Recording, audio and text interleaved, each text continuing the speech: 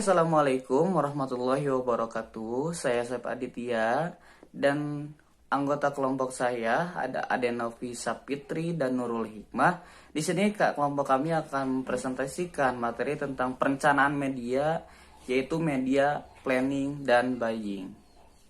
Oke, next slide. Di zaman modern saat ini, harus informasi dan kemajuan teknologi berkembang begitu pesat. Semua orang berbondong-bondong go digital. Hampir semua kegiatan manusia bisa dilakukan melalui media digital dan internet. Perubahan besar-besaran pun terjadi dalam banyak bidang kehidupan, termasuk dalam bidang pemasaran. Sekarang semua peralatan, semua media, semua apapun aspek-aspek kehidupan sudah go digital. Termasuk TV sudah digital, bahkan yang terbaru ini ada teknologi yang sangat keren dan sangat hebat jadi diluncurkan oleh Elon Musk, yaitu AI, di mana platform-platformnya itu bisa membantu kalangan-kalangan termasuk dalam bidang pemasaran gitu. Oke, next slide. Nah, berbicara tentang media planning. Media planning adalah proses pemilihan dan penyusunan suatu strategi pemasaran serta melakukan evaluasi apakah proses promosi yang dilakukan sudah efektif. Jadi intinya media planning ini gimana strategi atau perencanaan medianya gitu. Mau seperti apa dan di mana dan bagaimana promosi kita agar berjalan efektif dan efisien tentunya. Nah gitu. Next slide. Perencanaan media itu sendiri adalah bagaimana pesan iklan kita tersampaikan ke khalayak target. Jadi bagaimana perencanaan medianya gitu bisa tersampaikan ke khalayak. Apa yang kita promosikan bisa diterima oleh khalayak banyak atau audiens atau customer nantinya. Ada banyak faktor yang akan mempengaruhi proses dalam media planning ini sehingga diperlukan analisis, penelitian yang detail, identifikasi, proses pembandingan, perencanaan, dan penyusunan anggaran yang tepat.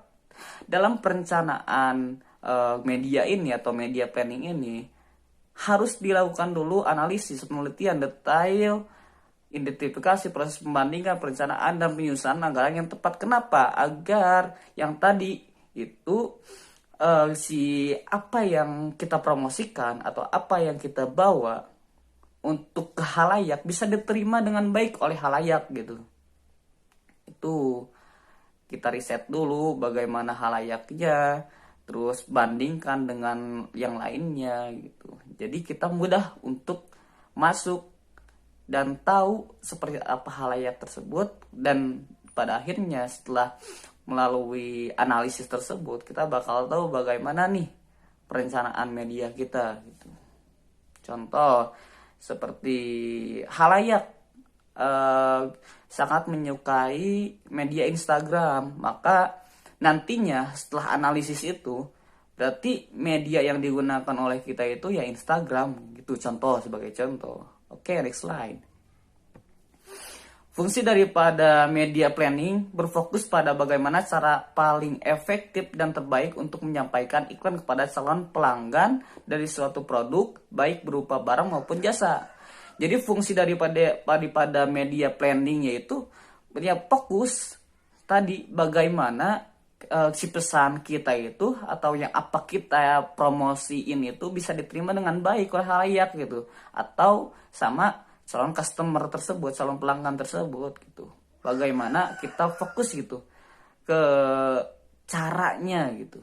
Cara yang efektif untuk pesan itu bisa diterima oleh khalayak, itu fungsinya gitu.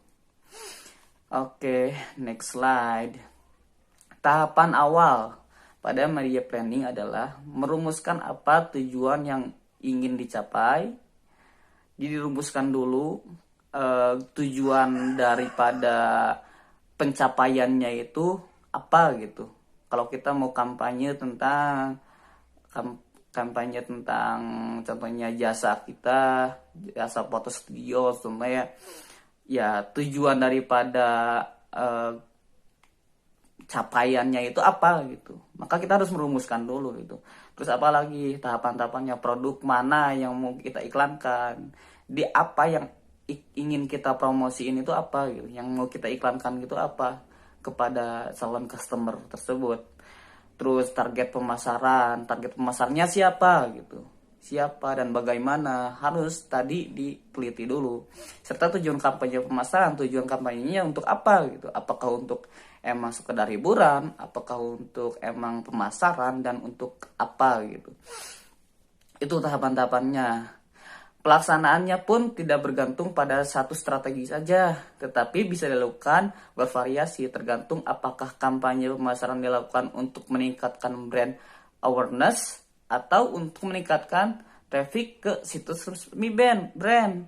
Jadi pelaksananya pun tidak cuma lempeng-lempeng aja gitu, tapi bisa divariasikan tergantung tujuannya. Tadi balik lagi ke tujuannya, apakah kampanye pemasaran ini dilakukan untuk meningkatkan brand awareness kita gitu, atau untuk meningkatkan traffic ke situs resmi brand gitu. Tuh dalam pelaksanaannya ya. Mungkin itu materi tentang media planning ya dari saya. Mohon maaf atas kekurang jelasannya, nanti bisa ditanya-tanyakan di sesi tanya jawab. Dan materi selanjutnya akan dibawakan oleh teman saya. Sekian dari saya. Bye-bye.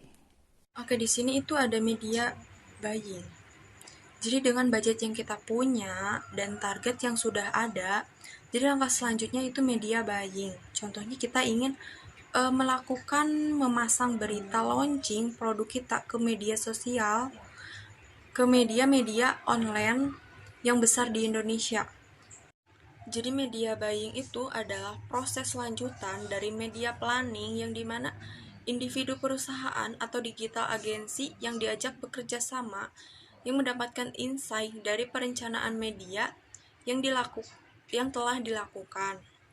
Adapun pembelian media dalam periklanan adalah menilai hasil dari perencanaan media dan bagaimana juga untuk media buying itu sendiri kita memerlukan agar tercapainya brand yang kita inginkan, yang ingin kita raih.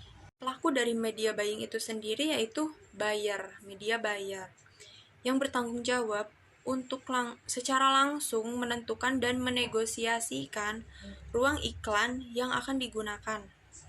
Nah, media pemasaran ini tentu saja akan bervariasi, mulai dari media cetak seperti koran dan majalah, lalu media elektronik seperti televisi, lalu radio, hingga kampanye pemasaran di berbagai platform sosial media.